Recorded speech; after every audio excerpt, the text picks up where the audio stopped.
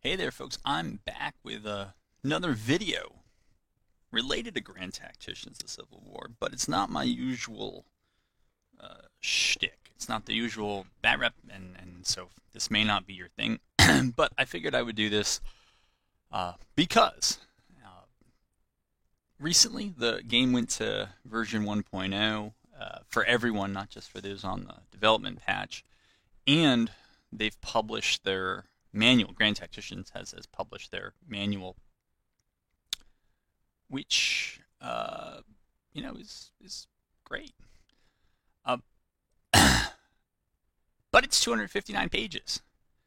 It took me several hours to read through, and I suspect it would probably take others about as long. And I would say it is a manual, but it is not a beginner's manual. The reason is that it's 259 pages, and there's a lot of good stuff in there. But if you haven't played the game or watch others play it extensively, there's too much in the guide to digest. Even if you could find the time to read through all of it, when you actually sat down to play, you would forget 70-80% of it, something like that. So I'm not saying that this video is necessarily for beginners anyways. What I'm going to cover in this video is the stuff that I found in here that I did not know, I suspected, but I didn't know for sure, and things that I think I used to know, but forgot them, and then I refound them out in this video. So that's what I'm going to cover. I'm going to try to go through the points very quickly, because it turns out there was a lot of stuff in there that I did not know. And so I'm going to move quickly, but it's a video. You can go back, you can unpause it, and because the link will be in the description of the video, you can go to the manual and you could follow on those points if you wanted to. So without further ado, I'm going to get started on the stuff I learned in the new Grand Tactician manual. The first three are all on this one page, and they come from the national support that's the first one. We'll talk about some of the other ones. So a lot of this stuff at the beginning of national support, it's a pretty long description, I knew. It's at the very end. It looks like the second to last sentence there. The lower the average support, the slower the policy making in said nation. I had no idea that was the case. The second thing that I got from this page was in the loyal states. It says the number of states that have pledged loyalty to each side. Some states can be neutral. I don't remember ever seeing a neutral state. I think I heard in a really recent version, maybe it was 1.0, that Kentucky could be neutral or would remain neutral. I think in my current 61 campaign, though, it's in the Union, even though 62% support is for the CSA. So I didn't know that, and I look forward to confirming it and hopefully looking for it next time I play. The last one is in military experience, blah, blah, blah. It's the second sentence here. The higher the experience, the more effective your armies will be in entrenching. That part I did not know. Training and keeping their morale high in battles, yeah, that I knew. The more experienced your commanders are on the average. I get all that under military experience. I just didn't know that they entrenched faster. So that's it from page 25. All right, page 29 here. This might be one of those that I once knew it and then forgot it, but it's the adding waypoints function. And you can read left control and the right mouse button, and then you can click to add the waypoints. Later on in the manual, I come to the conclusion, I think that this applies both at the campaign or the strategic level, as well as the battle or the tactical level. And so if you want to avoid certain features, whether it be in battle, or you want to avoid certain unit concentrations that the enemy has, or whatever, you can give them waypoints around. And where I'm thinking this could be more useful in campaign would be to give armies waypoints that enable them to use more rapid transport. And it's one of the things that I've kind of complained about, I think mostly off camera in recent campaigns, is that I have armies that are basically traveling astride railroads, and they never get on them. I mean, they'll hop on in Eastern Virginia, and they're going to go out to Western Virginia, and they're just following a railroad route, and they never get on. But maybe if I give them waypoints and then instruct them to use those different resources to go, that might help. But anyways, waypoints, if you didn't remember, it gives you an extra option there, kind of micromanage movement. All right, page 32 and 33 here, the manual. I know filters are a thing. That wasn't necessarily that new, although I haven't always had the greatest luck in trying to use them.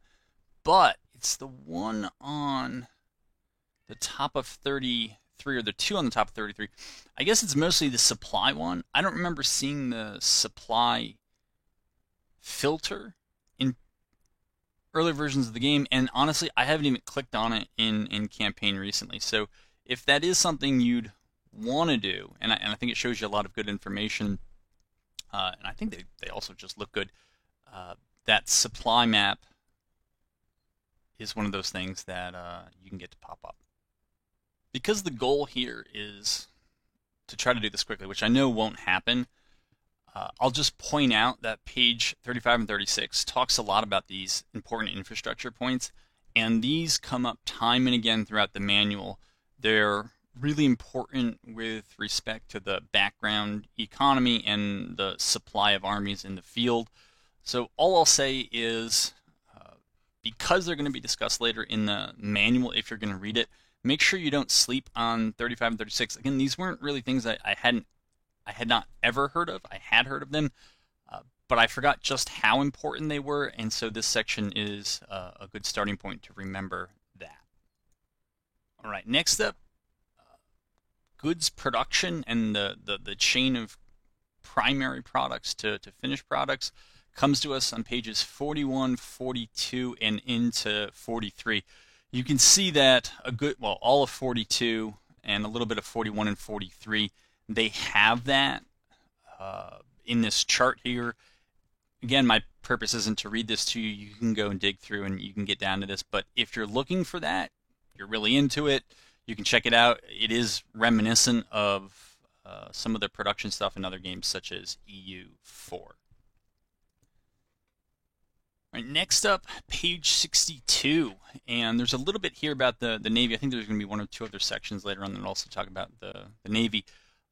But as naval battles are currently all auto-resolved, sometimes the results can be confusing, right? Because you weren't there, so you don't know what it is. And that, as I found out, there are actually a lot of other reasons why the combat results, if you just look at the number of guns employed or firepower value, it may not necessarily be the most accurate predictor of how things are going to go. But one of the things to remember here is in this middle paragraph, right above their little photo with the create new fleet that begins disabled ships, the next sentence, the fleets will rotate the ships in harbor depending on the status of single ships, with the fleet itself remaining out.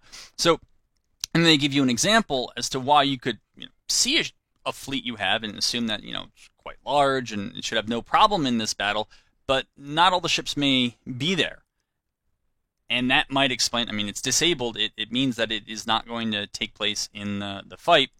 And there is a kind of rotation with ships in harbor that happens outside of the eye of the player. So that could be one reason why a naval result didn't go the way you thought it should. So the next section, again, some of it I knew, some of it I didn't know. Pages 63 to 65, where they talk about the commander traits and how it affects things that happen at both the campaign level and also at the level of the battle. So I'll go through them. They may not all be on the screen at once, but again, you know where to go to find them, pages 63 to 65. The formal military training that they receive links to how they perform with different unit types that are under their command. And there's a similar effect, as you can see, for the naval commanders who have attended the Naval Academy. Those who went through West Point, at the U.S. Military Academy, should have an advantage at higher commands. Something you might want to keep in mind if you really get in there and you mess around with not just the order of battle stuff, but also commanders. It's something that I did for a while, but it just didn't seem necessary. I mean, if it gets to the point where it seems like there might be some sort of advantage to doing that, like serious advantage to doing that, then I might do more of this stuff, but it's something I'm not that well versed in. I found that generally, if you can avoid putting politically appointed folks in high positions, then do it, and try to put somebody else in there instead. The bonus that you get for putting a political appointee in command, you get a little bit more state support from that politician's home state, but unless it's like a really important state where you have room to have your support increase, it's probably not going to matter, and it's not worth what I would say is the pain that's going to come if the commander doesn't perform and you have to remove them, and the performance hit you can get when they feud with those perhaps below or above them, where some of the professionals don't like the politically appointed. Again, if it in any way hinders your performance on the battlefield, you probably want to get rid of it. And one tactic I've heard works for trying to deal with politically assigned commanders without necessarily incurring the wrath of their home state is to try to assign them to garrison duty in some forts that don't matter. Other things in here, those who have the volunteer trait. Okay, so here we're with volunteer and the politician and all that other stuff. Those who have that volunteer trait, they're less likely to feud with others, which again, if cohesion among units on the battlefield is important to you, that's something you want to keep in mind. Famous commanders have quite a bonus to them. I thought it was kind of just a thing to note, like, oh, this person is famous, but you see it boosts the morale of troops. It makes enemy commanders doubt themselves, so I guess act a little bit more passively. And it tells us those who doubt have less decisive in their actions, and rather than attack, they may become passive defensive folks. All right, so that's something to note there about the benefit of famous commanders. All right, this one I'm not too sure rank. So each commander have a rank as per historical progression. After the game starts, game events and commissions change. And this will happen on... Okay. A lower ranking officer put in a higher role without sufficient experience. I'm not really sure how much experience is sufficient. Even if he has the required personality, will need time to adapt to his new position and learn things his new role requires. Okay. So I don't really know what that means in terms of performance, either in campaign or in battle, but there you have it. And 64 to 65, just these last few points here. When you create new regiments, volunteers command the brigades from their home states, political officers will command brigades from their home states or headquarters, and West Pointers can be used in any command. So that, I don't remember if I knew any of that, but there it is. Page 65, we also have the buffs from experience. I think that's, is that all of this? Personal attributes, fame. I would still encourage you to read through this if you don't know. All right, so this is the other stats experience, and they tell you it affects everything. I don't really know what everything meant, but it seems to matter quite a bit. So 0 experience, any positive effects of commander personal attributes or have experience under fire makes them more able to use whatever skills they have to the benefit of their men. So it seems almost like a kind of efficiency spigot, where the higher the experience, whatever positive traits they can pass on will be turned up to their maximum, right? It may not be that high. They may not have that many great other attributes, but whatever they are, the more experience they have, it will be passed on to those below them. And this note here, it's in regard to currently held position rank, promoted aside high command assignment experience will be lost. And then they give you the example here. Page 66, this bit here on leadership quality on new and veteran troops relative to their leader. I didn't know. So we are on page 66. And it's this thing right here in the middle under leadership, and about the middle of that larger paragraph, the men are in the first battle, and a commander with good leadership skills is able to keep them better in line, who are otherwise fragile under attack. Veterans will be unhappy if placed under a command of an unknown officer with poor leadership abilities. So if you're into that micromanaging and swapping around of your commanders in the order of battle and all that other stuff, keep that in mind. All right, because this video is already running longer than I'd hoped, page 67 talks about the commander attribute effects and talks about them in campaign battle fleets. So there you can just go to page 67 and you can review that all on your own to see what those do. All right, this is one of the neater things that I'm pretty sure I never knew. So we're on page 72, and it's this second paragraph that begins with grand armies with core organizations are more flexible. The takeaway here is pretty much that paragraph, and it's part of a theme that it's recurring throughout the manual if you know to look for it, which is that in general it seems to be better to have a number of smaller forces who can coordinate with one another than it is to have a few just absolutely massive armies. So what we learn here on page 72, or what I learned here, is that if you have the Grand Army organization, one of the corps that are in it end up in battle. If they're within the overall army commander's radius, that army commander can call on any other friendly army in their command within their command radius, and it can shift those troops into that fight. So even if in a certain area you only have 20,000 troops and you're up against 40,000, just make it easy. If you have 10,000 another location, 8,000 another, those can be called on, even though on the campaign map they might look somewhat far away. Those will end up making it into the battle at some point. Bottom of the same page 72, all the things that military experience counts toward. So you can read it on your own time, but I found this very useful. Again, most of it I would say I knew, but certainly not all of it, and it's a good refresher if you're not familiar. Next new thing I learned, I don't know how much I'll really pay attention to it in campaign, but it's here on page 78. Underneath the picture, we have this first full paragraph after the dash mark,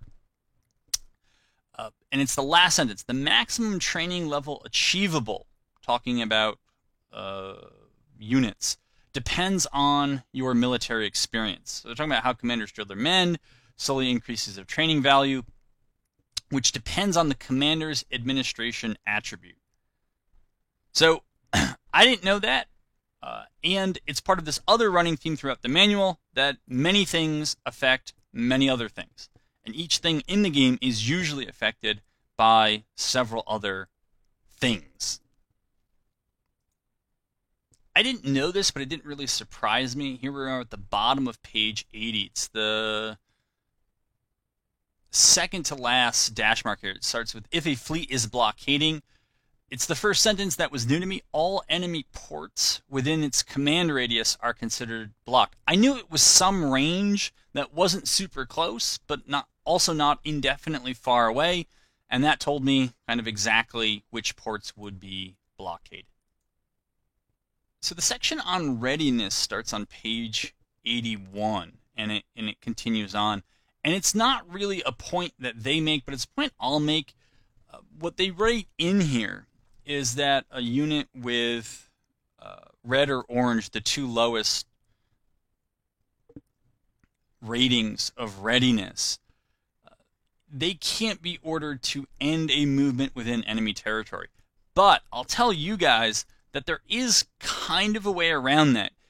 If you want a unit with red or orange readiness to end a movement in enemy territory, if you can draw a kind of axis in your mind to friendly territory, you should be able to click on the friendly territory that they can complete the movement in, and they'll start moving toward it, and then you give them a stop order when they get near where you want them to stop in enemy territory. This may not be a great idea. Readiness is affected by many things, which dovetails with the previous point, and one of them is that it will recover more quickly in friendly territory than enemy ones. But if for whatever reason you're trying to do that and there is friendly territory kind of left, right, up, or down relative to where you want to go and where you are, that is a way I found that you can get around it. All right, in the bottom of page 82, we have a bunch of stuff about readiness, both the consumption and the recovery of it. What doesn't really surprise me, passivity increases readiness consumption. So, actually, I should say, that's something I did not know. Like, commanders who are not as aggressive, when they try to move, consume readiness more quickly than commanders who are inherently aggressive. In short, an aggressive and a passive commander could travel the same distance, but the aggressive commander would have more readiness left at the end of it than a passive commander. What also surprised me in here was that using railroads decreases more readiness, even though it increases movement speed. While I knew adding a third thing, I'll say, I knew that adding new units to an army would decrease its readiness, but I didn't know that transferring a new commander in would also have a negative effect on the army's readiness for a time. And then I would just say that when it comes to recovery of readiness, I didn't know, but administration affects, right? Better, more able administrators are able to recover readiness faster. And then I'll just direct you to the bottom here of page 82 if you want to see all the things that affect the readiness rating. Next up, page 84. You want to go to this third paragraph. It's the big one right here. And what's in here, you can read it on your own, is everything that affects morale. Highly recommend you take a look at it. A couple things here on page 92. At the very top, okay, this top paragraph talks about a number of the things that affect rail and water transportation capacity.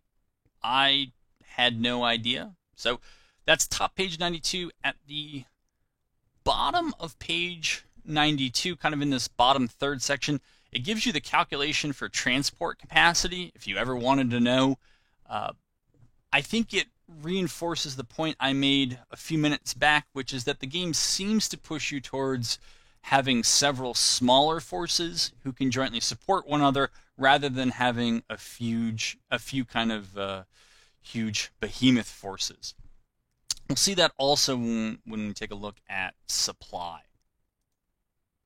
Real quick one here at the kind of top, I guess in the top third of page 94, but it's this last paragraph before it goes to fleet orders panel. It mentions, I know you can upgrade depots. I've done a lot of that. I don't think I've ever built a telegraph station, but apparently if you do, you can upgrade them. So who knew? All right, next page, 95. So the orders themselves I'm familiar with, but in the descriptions of each one of those, so raiding, patrolling, blockade, it tells you commanders with certain attributes are better at this. So again, if you're really into micromanaging your commanders and getting the most out of that part of the game, then here's an opportunity to play even more efficiently. All right, page 97, we're back to logistics, and the portion I'd recommend, first, I'd recommend the entire page, but especially this second section here on local supply, I think really explains well maybe some of the things that don't seem apparent to you when you're in campaign. Maybe you're not understanding. I know certainly when I'm not fully understanding why certain armies that I think should be supplied aren't. Maybe they're near a depot or something else. And it reinforces that notion that, once again, smaller armies are going to be able to better, in this case, supply themselves, whereas bigger armies are going to have more problems. In this case, they're not necessarily going to be able to live off the land to maintain themselves. Page 98 continues the discussion of supply and important infrastructure points, the IIPs and depots. And it's not a relationship I've understood well. The video is already running long, and I'm trying to keep it short because there are other things I want to mention. All I can say is read this section. In the past, when I've had armies that are short of supply, the solution I thought was upgrading those depots, but the problem was not necessarily the size of the depots. It was that the IIPs around them, for their own reasons, were not quickly supplying the depots, so there wasn't anything in the depots to bring to others. So again, just read that section there on 98, and at least for me, it helped me better understand some of the logistical bottlenecks that you see in campaign. All right, so if you're familiar with the channel, I don't usually do very much at all with the Navy. I do very little bit in one of the recent campaigns.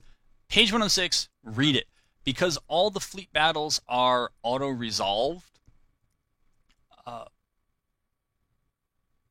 I did not know that there were stages to that combat. I think maybe I had known that, but forgot it or whatever the case was. And this reminded me that there are stages. And it might explain again why the result of a particular naval engagement did not go, and this would be a Navy versus Navy or fleet versus fleet as they call it, engagement did not go the way you thought. It's because it's not just about firepower or the number of guns or the class of the ships. It's other things. And it's a lot of things you can't control, but at least you can understand maybe why they're happening. So again, that's page 106 for the stages of naval combat. Page 124, the bottom of it, it says something that I think I speculated in a video, which is that in winter months, when the water is frozen, troops can cross it without penalty. They just cross it as normal. So if you see the AI doing it, it's not like sometimes when the AI used to cross rivers without pontoons or anything. This is the actual frozen water can be crossed like ground. Very next page, 125. This addresses something I've commented on probably more times than anything else for the duration that I've played the game, well over a year, which is that I thought forests should give cover and reduce visibility and things like that. And I said, if you ever look at a unit in a forest, under cover, it never really says anything. And so, or actually, I think it says none, indicating that it has none. But that's not really the case. And there's more about that later. But right here on 125, it tells us in this second paragraph above the picture, forest and cultivated fields block visibility. While fields may hide the men among or behind high crops, forests will also block line of fire effectively. So its visibility and line of fire are blocked by forests. All right, kind of the middle section here of page 127. But it talks about how weather conditions affect combat. And so I'd strongly encourage you, rather than me going through all these, just take a look at it and remind yourselves, yet again, lots of things affect other things. And weather's one of them. Page 128. I would think that with just over 350 hours in the game, I would have learned this, but I haven't. I know about the entry points. That's usually, where I'm coming in, reinforcements are coming in, where the enemy's coming from, where enemy reinforcements may come from. I didn't know you could capture them. So, this section on 128, if you didn't know, there are other things you can do with entry points. I'd encourage you to take a look at that. All right, page 129. Again, all of this is probably good reading. Cover and concealment. So this tells us things I've always wondered. Forests do provide cover against fire in addition to concealment, which is also provided in swamp and field terrain, depending on the height of crops. So I thought they should. I kind of thought that they weren't, but it looked like it was affecting movement speed, so I wasn't sure. So that answers that there. This, I think, is the kind of simple takeaway. So again, on the bottom of page 129, if you want to see the values for various, well, you see elements that might give you cover or concealment, you want to see what those values are. Here they are. It'll also give you some ideas to maybe when it makes sense to stop upgrading parapets, like how much, are you really going to get more bang for the buck beyond a certain level of parapets? It'll give you that information. All right, next page 130, this bit about high ground. I knew that artillery on higher ground could fire over friendly infantry if the angle was high enough. What I didn't know, but I kind of suspected should happen, is that artillery on higher ground, in fact, has longer ranges. And so if you're looking, again, to squeeze out every advantage over the enemy, higher ground for your artillery makes sense, not only because they're going to be able to fire longer, and they're going to have longer ranges than your infantry does anyways, but by placing them on higher ground, they'll be able to shoot over friendly troops who might be a little bit forward of them. And the manual here makes a good point, or good reminder, which is whether it's artillery or other things you have on high ground, units that wish to attack it have to go up that high ground, and it will tire them in the process, increasing their fatigue. Bottom of page 130 talks about the use of buildings, and what it mentions here, I don't think that I knew it, which is that if your units are still in the buildings as they are finally destroyed by enemy artillery, you're going to take massive casualties. So on maps where you might be using cover in buildings, so think Gettysburg, possibly Perryville, depending on the map. I don't remember if the map is called Louisville or St. Louis, but the one with the railroad embankment and the town and the kind of almost peninsula shape that dominates the center of that map. There are also a lot of buildings behind that railroad embankment, and so if you're using them for cover, get out before they finally collapse and you take monster casualties.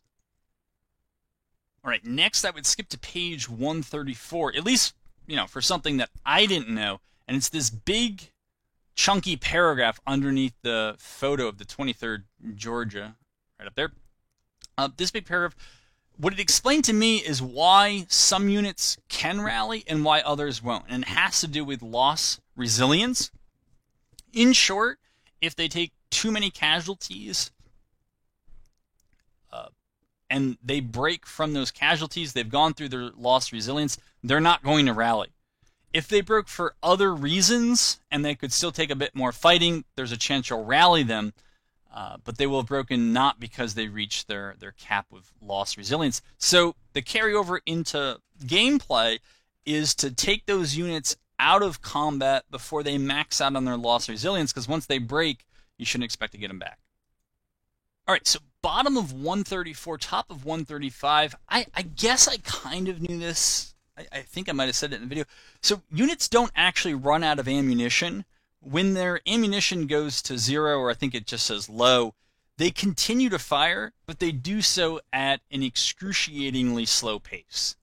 So you don't really want to run out of ammo. But if you do run out of ammo, you don't really run out of ammo. You just fire very, very slowly. All right, page 130 on feuds. Now, I've seen this, but I never really knew the difference. The grayed out feud versus the red feud. I kind of like the grayed out feud. It's the one that, I don't know, at some point I suggested, and it's not because I suggested, I think it was probably already in the game, but I didn't know it, that there be more of feuds like this. So he's got the order, but he disagrees with him, says maybe he does his best to delay the execution, or he may not understand the orders, carries out with a substantial delay, something like that, as opposed to the red one when the commander is acting on his own initiative. So, pretty cool, I thought. Bottom of page 139 talks about reinforcements and kind of how they link with entry points, and also talk about the victory balance. So I don't see the AI quite getting to this point yet, but if the AI did capture the entry point that the reinforcements are supposed to use, they're gonna be delayed, and they're gonna have to try to find a new entry point. And if they can't find any, then they won't enter the battlefield. And also in this last paragraph mentions that the victory balance on the map will be changed even before the reinforcements reach the battlefield, and it happens when they're approaching it and looks like just about to enter. All right, bottom of page 140, or pretty much the part that's not the picture there. What affects the size of the deployment zone and also the number of engineering points. And so it tells us right here in the manual there are two things that appear to affect the size of the deployment zone, and that is the stance, whether they're defensive or offensive, and their readiness. Those two things go into some formula, and boom, there's your deployment zone. And then when it comes to engineering points, so this is the second to last paragraph, that's also affected by stance and readiness. And I would suspect it's also got to be affected by engineering points. It's got to be affected by whether any units have engineering points. Page 142, in this paragraph right above this picture here, talks about pontoon bridges, which for the most part can only be built in deployment zone. I've never built one. Right? All the time in game, I've never had to do it. But if you want to, it's got to happen during the deployment phase, or, as this paragraph says, you need to have a unit that has the engineer perk. Page 157 at the very top, just a quick note here. It tells us that detached units can't be rallied by the Army commander, and their morale is a bit lower for having been detached. All right, page 164. What this tells us is that if you're going to move, say, all of the brigades of a division, and you're going to pretty much keep them right next to each other, it's best to just have the overall division commander issue the order and have them move together. There's less of an order delay. If you click through every brigade in that division and move them individually, the later they are in kind of the pecking order to receive their orders, the further they're going to be delayed. And there's going to be a fairly significant difference depending on the number of units between when the first unit arrives and when the last. A way you could mitigate this, if you don't mind that, is to give the orders first to the units that have the furthest to travel and give them last to the units that have the shortest, because the last units to move will be severely delayed, so they should end up in the same spot at about the same time. I mentioned some time ago that loss resilience is important. It's one of the reasons why units will break, and if they go through it and max it out, the unit should not be expected to rally. If you want to know the factors that affect loss resilience, the top of page 168 will detail that for you. And at the bottom of page 168, so it's kind of the top of this screen, but it's the bottom of 168. In that big, thick paragraph there, it talks about all the factors that affect ranged combat. Firing distances in particular, but go ahead and just read through that on your own. All right, page 170 here on skirmishers. I would think for all the amount of skirmisher stuff I've done that I knew more about it, but I did not know for all my use that skirmishers were more accurate shooters because of the space, the kind of loose formation that they had. So that's on page 170. You want to know more about skirmishers, who are quite powerful in the game. They have a lot of utility. I don't know if they're super overpowered, but they have a lot of utility. Go ahead and check out page 170. All right, page 173, right in the kind of middle section between these two pictures, it confirms what I kind of wished and speculated had happened, but I just wasn't clear, which is that in-game, when you rout enemies off their guns, and then you capture them with your own detachments, that at the end of that battle, those guns are turned over. Now, they may not immediately, there is the explanation in here why they may not immediately show up in your stores. They may move out to other units who need them to be resupplied or something like that, but they are kept. So the takeaway, how you apply this in game, is when you kind of got pretty close to a victory and you've routed the enemy off a lot of their guns, before you finally push enough of their force that's going to end the battle, recall any outstanding skirmishers you have and have the parent brigades send those infantry back to those guns and capture them, so you have as many as possible to be used in the future. So the bottom of 174, the second to last paragraph here, but I mean there is more, but that really is that paragraph there, that second to last one. It kind of addresses one of the most widespread questions about the game, which is why don't more units surrender? And again, it kind of addresses it. It says, if a routed unit cannot flee to safety, and then it continues on, for other reasons, the routed unit may disintegrate. But nowhere there or elsewhere do I really see an explanation as to, well, what determines whether it can flee to safety. I suspect it has to do with whether there's an entry point left to flee to. But if you've ridden around, particularly with cavalry or whoever, and captured all the entry points, that may cut them off. I don't know. But I've had what, if you've played the game even a little bit, you know, you'll have units that will be surrounded on all sides, and they break, and they just run right through you. And so this doesn't really explain why they do that and why they sometimes surrender, but I wonder if controlling the entry points might affect it.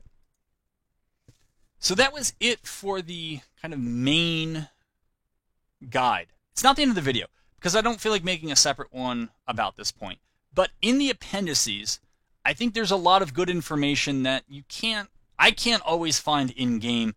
And so some of it has to do with perks, others things have to do with weapons, but I'll run through, I guess, what I'll consider the highlights. First, with regards to infantry perks, the sharpshooter one, I feel better about taking this as often as I have. If you look at the level 3 perk there, and again, this is page 201 for the sharpshooter perk, a unit that gets all the way up there, 50% accuracy plus 25% range. I mean, if you put that on a unit that has, it's one of the few rifles, I think I don't remember if it was the Harper Ferries or what other ones, but there are a couple of rifles that have a 500-yard range as it is, and now you're going to increase that by 25%. I mean, that's going to give you a significant range advantage, especially if you're using skirmishers. It allows your forces then to fight prone and probably still outrange a lot of what the other side can bring to harass you. So I really, really like the sharpshooting infantry perk. Right under that, bottom of 201, top of 202, it talks about the Zouave perk, and it's one that I never really cared for because the initial perk for it was kind of like, whatever. And I didn't care too much for fighting prone, but my opinion on that has changed more in the last month or so. I actually think it makes a lot of sense, particularly if you're going to be using skirmishers, and particularly once you have decently ranged weapons. I think it makes sense to do. If you look at the level 3, what the Zouave perk allows, it allows the unit, right, the whole brigade to run, which I believe is normally only allowed for skirmishers. I don't think I ever do it. At least I don't intentionally do it, but that's huge. Fatigue effects, minus 50%. That seems huge as well, particularly as I think one of the more viable attacking methods at the moment is the overloaded flank. Speed is going to be critical to achieving that. If you're going to fight prone anyways, right, you can sprint on up, get low, and then start shooting and hopefully isolate and overwhelm an enemy flank. So Zouave is something I'm thinking about taking more of now. You know, the elite skirmisher perk, I mean, I certainly do a lot of skirmishing, and so it would be easy to get the experience. I'm not sure that it's necessarily good for a unit that is just going to shoot at a distance. If I get plus 50% concealment, and it says, and then skirmisher reloading speed is plus 10%, I might wonder if I'm going to give this to a unit that I might think about assaulting more with. I mean, if you can get them in the woods, you can get them prone and concealed, they should be able to get the jump on an unsuspecting unit that might move toward it, and that will limit the amount of incoming rounds they're going to take before they close range and shoot through them. I mean, the skirmisher reloading speed in that case wouldn't really matter as much, but that might be a way to transform a unit, early on in a campaign where you're maybe doing a lot of skirmishing because you don't want to take a lot of losses, to later in a campaign, you're more aggressive, your units are able to weather it, and you want to break enemies faster. That might be a way to use Expert Skirmisher in a different kind of way. And I'm kind of just going through the perks that I actually like when I look through them. And the last one I like in the infantry perks, or at least really like, is the Ace of Spades all the way leveled up. I mean, I will put my units in cover if they're not doing anything else. I'll have them constructing breastworks. It looks like they're going to level up by fighting from behind cover. Now, I don't frequently fight from behind cover. Sometimes I do, sometimes I don't. But there's enough of it around naturally, even with fences and so forth, plus whatever engineering points you start with, plus whatever breastworks you construct. It's easy enough to get a lot of cover around. So you could level that skill up once you have the option to take it. Right? You're going to get plus 50% morale. Let me make sure this is right. No, I'm sorry. Cover is increased 50% for fighting behind cover. Morale behind it is doubled, and the reloading speed behind it is plus 25%. So it is situational. I mean, if you're not going to be doing most of your shooting in entrenchments, then this might not be all that useful to you. But if it is a tactic you find you like, I think the level 3 Ace of Spades is certainly worth thinking about. Now, I rarely, if ever, will charge cavalry mounted or dismounted into anything. If for some reason the AI starts sending out skirmishers more frequently, I would definitely use cavalry to charge skirmishers. But if you're going to have maybe a unit, or maybe you just love to charge cavalry into stuff, the Cold Steel perk looks pretty beefy, especially at level 3. Melee strength is plus 50%. Morale hit on charge target is doubled. That would seem to really be the kind of shock troop cavalry, which were not as frequently employed in the Civil War as, say, they were in the Napoleonic period. But if you want to try to develop that playstyle, or at least the unit with that capability, Cold Steel is one of the ones I find more intriguing. So I have had a heck of a time ever getting any cav unit to level up. This is also true of our artillery. It is just so hard to do. Infantry seems a little bit easier, but if you've watched, you know that I tend to use them dismounted and in loose formation. And so if I ever get around to being able to level them up, that accuracy buff of plus 25% is really nice, because with those cav units, they already have a super high rate of fire. I mean, I would take two things. I would probably prefer plus 25% range, but there's really no logical reason why they would be better, why they would have increased range just by fighting dismounted.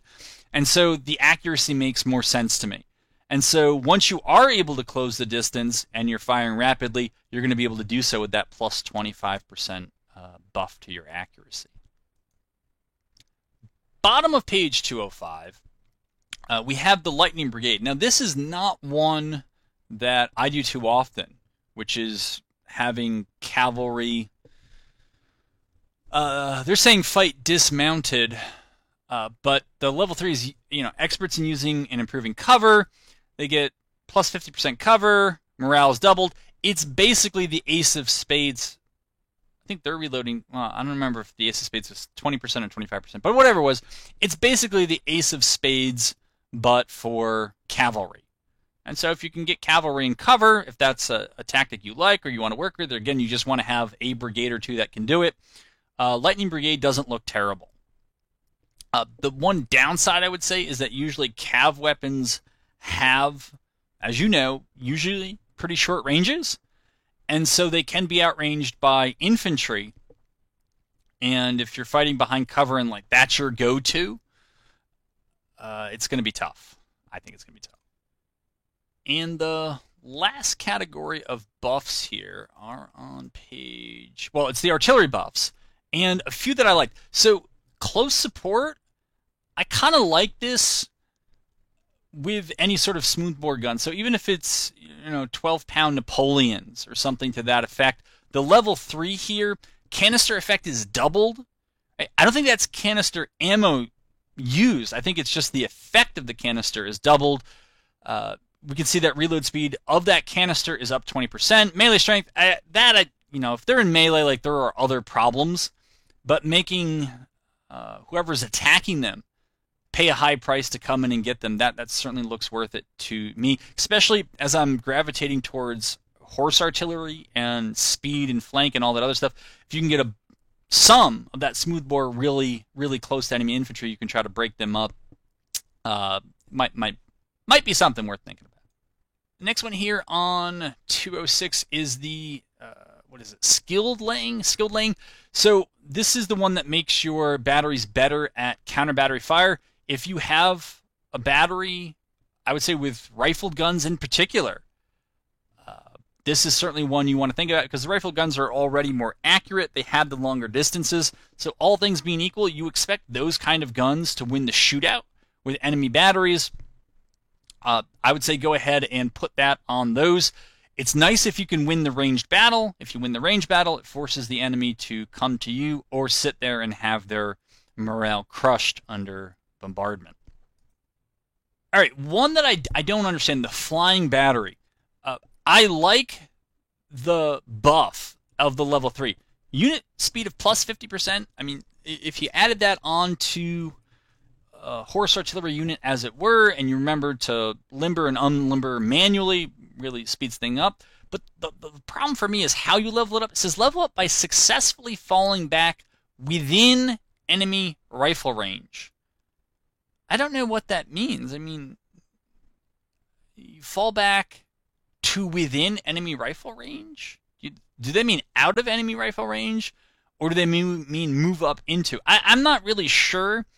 And I would not want to expose my battery. I think what it is you were in rifle range of the enemy and you unlimbered and got out of there and relimbered and didn't get routed. But I don't want to have to risk leveling up my batteries by exposing them to massed infantry fire. That just doesn't seem worth it to me. So the last one, and the one that, if I kind of have to say, like almost a take-all for me, is probably going to be the sapper gunners. Again, not always. I still do like the other two that I mentioned, but I'm frequently going to have as much of my arty as possible in parapets or in some kind of cover, so they're going to be there anyways. So plus 50% cover, it also helps them win shootouts that are otherwise equal. It's going to double the morale, which is going to keep them in those shootouts longer. And their reloading speed behind it is increased 25%. That also, right, two very different playstyles I tend to take with artillery, either heavily entrenching it or moving it rapidly, and sometimes both with the same unit. So it might be one of the perks that if I ever am able to level up my arty, it's certainly one of the ones I'm more inclined to take. All right, continuing on here. The weapons. And I'm not going to say everything about every type of weapon, but I think particularly for the early game in campaign, 1861, even in 1862, and particularly for newer players, but not exclusively, because again, a lot of this stuff was new to me. But the trade-offs between various early infantry weapons. So, bottom 219, top of page 220, is an interesting comparison. The mixed muskets, which is pretty much what every unit will usually show up with, it compares very similarly for the Springfield musket, which you frequently have to pay for. And when money is tight, particularly early on in the campaign, depending on what policies you've... Right, it depends on so many things. But if you just compare the mixed muskets to the Springfield muskets, right, we see range is the same. That's usually most of what I look at. Rate of fire is the same. Accuracy is the same. So what's different? First of all, firepower, right? It's 0.9 with the mixed muskets. It's 1.2 with the Springfield musket. So in relative terms, the Springfield musket has a third more firepower than the mixed musket. The other difference is melee, because the mixed musket gets no bayonet and the Springfield musket gets a bayonet. I'm generally not trying to have my troops in melee unless the fight's pretty much already won and the enemy is wavering or routed, and so the bayonet doesn't matter too much for me. I would still probably never buy Springfield muskets and would just hang on for the other things. Again, the increase in firepower is something to think about, but as I go through the rest of these, I think that there are better options early on. And speaking of better options, here's the option I like better than buying Springfield muskets. And again, the nice thing about Springfield musket is you don't have to build anything, you don't have to research anything. It's just there. Reedboard musket is not so. So we'll start out with the con. You have to get Industrialization 1 down. Now, if you don't take Industrialization 1, I think there's something wrong with you. I don't take Industrialization the policy because I'm trying to give the AI a chance. But in game, I'm certainly going to take Industrialization 1, and while it's usually not the first policy I take, it's certainly one that I want to have done before the summer of 61 is complete. So, what you're getting here, relative to the Springfield musket, you're getting an extra 150 yards. Rate of fire, there's no difference. You can see that firepower, Reedboard muskets are not as powerful. They have about a 20% disadvantage in firepower relative to the Springfield musket, but they can hit units with the Springfield musket at, not quite as twice as far away as muskets can hit the Reedboard muskets. They also have very poor accuracy. They also get a bayonet. And so if I got to pay money for one of these, I'm paying it with the Reedboard muskets. Again, I don't really want them in combat anyways. I like the range. I'm going to use skirmishers. I can put skirmishers, make them prone, and I think I'm still going to outrange a unit with muskets. So they're going to have to advance up while getting shot by skirmishers who are prone. So that is that. Let's see what's next here. So this is the top of page 222. It's important to differentiate, again, especially if you're new to the game, the Springfield rifle musket from the aforementioned and much criticized by me Springfield musket. Those are not the same guns. Not at all, really. And especially if you are the CSA, you need to think about your pre-war policies. So I've always been on the fence as to whether arms agents was like a required, like tier one of your 3 policies you get to take. But that's because I didn't know that arms agents allowed you to get the Springfield rifle musket. Without it as the CSA, you will not get it. I think it's probably the best mass-produced infantry gun available. It's got the 400-yard range, which you otherwise would only find on the Reedboard muskets that early.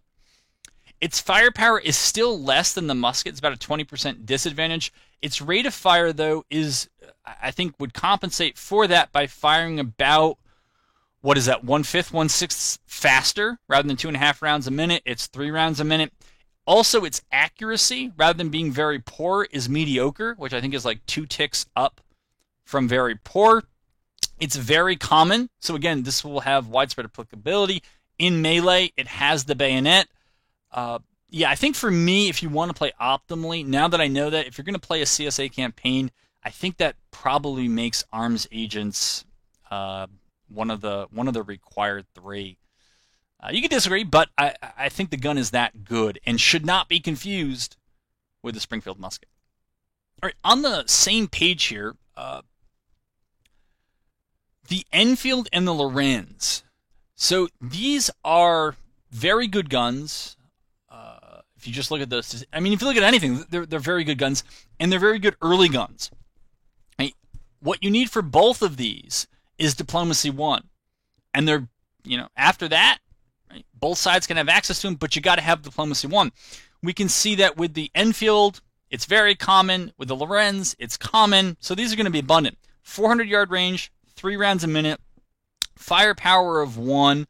We can see that there is a bit of a trade-off, whereas the Lorenz accuracy is rated good. The Enfield is rated mediocre. In fact, the Enfield looks like, on all those stats, to be almost identical, or maybe identical, actually, to the Springfield rifled musket. And so with the Lorenz, I think what you're losing is that it's not quite as common, but it does have slightly better accuracy. So those are good options as well. I'd say the downside is that they are imports, and so you're not contributing to kind of domestic war production industries, but when you need weapons, you're looking for a range advantage, a lot of the other stuff doesn't matter to you, then go ahead and take these guns. Page 223, yet another reason why Industrialization 1 is a policy you should take at some point, definitely. Fayetteville Rifle Musket, Richmond Rifle, you notice that these are both CSA only. The Whitworth can be, well, the Whitworth doesn't apply to the Industrialization 1, but as a CSA, if you do play that campaign, we can see that the stats here are pretty good. 500 yards, 3 rounds a minute, 450, 2.5 rounds a minute, firepower of 1, accuracy mediocre, bayonets yes. Like that's a pretty good gun. The problem is going to be how widely available they are. So they're fairly rare. Both of them are. Oh well. As the Union for infantry, you can get the Sharps rifle, which is great. I mean, it just needs Industrialization 1.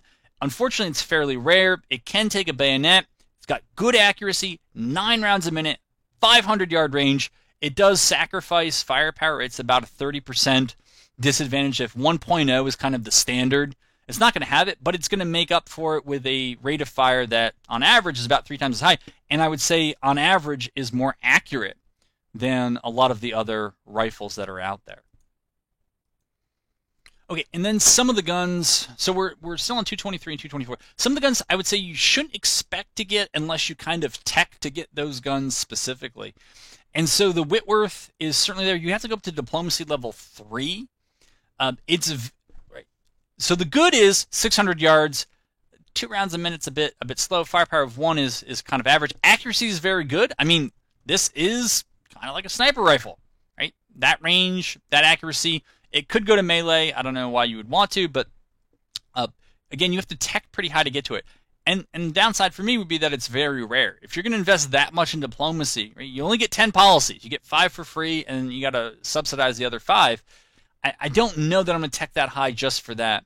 Down on 224, so if you are able to go up to Industrialization 3, you can get the Henry rifle. If you don't take Industrialization as one of your first 3 policies, you're not going to get the Henry. You're not going to get the Spencer. The Mini down here, you can see that requires Diplomacy 4, and I think, yeah, the Drace requires Diplomacy 5. So I would say particularly on those ones that require Diplomacy 3, 4, or 5, which I don't otherwise really like, that is what you will get. Industrialization 3, so if you do take Industrialization, I think that these are fine guns, and Industrialization 3, if you go pretty hard, I think you can get it before the end of 1861. If you start in the spring, there's tons of goodness here, right? These are very powerful, especially when you give them to cav or to units that skirmish. But I think that closes out the bit on infantry, and yeah, now we're moving into cav. All right, so the skinny on cav. I usually say take Diplomacy 1 and then stop. This Enfield Musketoon, so I was making a mistake. When I saw Musketoon, I assumed I just saw Musketoon. I didn't differentiate between the Springfield and the Enfield. And then there's the infantry Enfield rifle. I think it's rifle musket. So, right, Enfield is not Springfield. This has 400 yards versus 250. It's got 3.5 rounds a minute versus 2.5. Its accuracy is good rather than very poor, and it's only got about a 10% decrease in firepower relative to the Springfield. It does not get a bayonet, but again, that's fine. And again, these are cav weapons, and so and the rarity is fairly common. So, because if you've watched any of it before, I rely heavily on cav to do the dismounted loose formation stuff. This is a great early gun in order to be able to do that. I don't know that in my usual start there's early room to get Diplomacy 2 in, maybe late in 1861, but because it's fairly common and it's otherwise just good accuracy, pretty good range, for cav weapons it's on the lower end of the rate of fire, but it's going to be faster than most infantry. I think it's certainly worth consideration. Other than that, I have completely failed in keeping this video short, but whatever. The lesson I learned from the cav weapons is if you can get it, you can pretty much get it with Industrialization 2. So, I mean, you can go through and read the specifics, right? We're here in 228 for some of this, 227 for some of the others. But it looks like if there are restrictions, and sometimes it's different, whether it's USA or CSA, whatever, you can read through it. But Industrialization 2 is going to enable you to get, if your side can get it, all the cav weapons that are available to you. Okay, and so I'm basically done here on page 231, 232, talking about the artillery. I would say the first kind of non-basic gun, right? There are a lot of these guns, the 12 and 24 pound and howitzers and the 6 and 12 pound field guns that you can get. You don't have to do anything for. That's fine. Where the artillery starts to improve, even as smoothbores, is the 12 pound Napoleon and Industrialization 1. Right? It's going to give you 12 pound Napoleons. It's very common. Accuracy is mediocre. Got an okay range. Horse artillery, yes, which is good to know. I mean, it's a very good kind of mass-produced smoothbore. Iron Napoleon, I guess, as CSA, I have the option to do this. I don't know if I've ever seen this. I don't know kind of why you would. I mean, it's rare for a reason. It's got poor accuracy. It's got the same range as the 12-pounder. So whatever, ignore that. But also really good, especially early on. I'm thinking 1861 into 1862. Once you get that Industrialization 1 down, you get access to the 14-pound James rifle. So you can see here, there's a little bit less in the way of range than what the Napoleon has, but the accuracy is good rather than the accuracy of mediocre for the Napoleon. It's still pretty common, so it's not going to be hard to get. The 3-inch ordnance is the kind of last good gun that you can get with Industrialization 1, 1,500 yards. Its accuracy is poor, which kind of surprised me, but okay. You can move it around. I did not look at the rate of fire before. I don't know what 0.2, 2.5 rounds a minute is. But anyways, that's that. You can get it with Industrialization 1. And then when you go up to Industrialization 2, I really like the 10-pound Parrott, right? So it's got that 1,850 yards. That's about 200 yards further than the Napoleon. Good accuracy. Can still be moved around by horse artillery. And it's common. So you can get this in large quantities. And you can get it on both sides. Anything else here worth seeing? 20-pound Parrott is good. It's not going to be able to have the horse artillery option. You get a little bit of a range advantage if we just compare the 10 and the 20 pounds. You get 50 more yards. I guess that's good. It might be compensated somewhat by a lower rate of fire. The firepower, though, is considerably higher. Accuracy is still good, and it's fairly common, so it's not going to be as abundant as the other, but that's still not bad. And then when you go up to the 30 pound, I mean, if you look at the range jump on there, it's massive. The firepower is also a fairly significant increase. It's got good accuracy, cannot take horse artillery. I don't know, maybe the 20 pound is kind of the sweet spot of it being fairly abundant, good long range, very powerful, but it doesn't get the horse artillery, so that might be a downside. These I don't remember ever seeing this ever. I've gotten Industrialization 2, and I don't know how many campaigns. I don't know I've ever seen this thing hanging around. If you go Diplomacy 3, right, if you're really going to tech into the Diplomacy route and you want the needle gun and some of the other stuff you get with Diplomacy, the 6 pound, look at that range. I mean, that is, I think you only find that with the 30-pound Parrott. That is quite some range. Not a lot of firepower, but very accurate. Unfortunately, it's very rare, so you're not going to get it in any great abundance. This is Diplomacy 4, 2,800 yards, very good accuracy, better firepower, but also very rare, so don't expect it in great quantities. If you're able to go up to Diplomacy 3, there's the Blakely rifle here, and then if you go all the way up to Diplomacy 5, while you get that needle gun, you're also going to go with the 3-inch Armstrong, over 2,000 yards, pretty good in the way of firepower, certainly not bad, very good accuracy, but unfortunately you're not going to see it in large numbers because it is rare.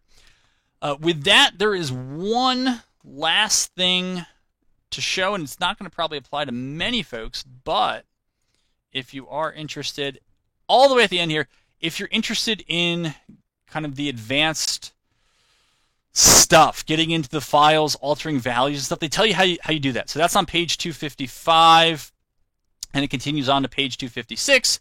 If that's for you, go ahead and check that out. Well, this was not short. I failed in that much, but the point I hope you're getting is that someone who's even pretty familiar with the game, there's a lot in here to learn.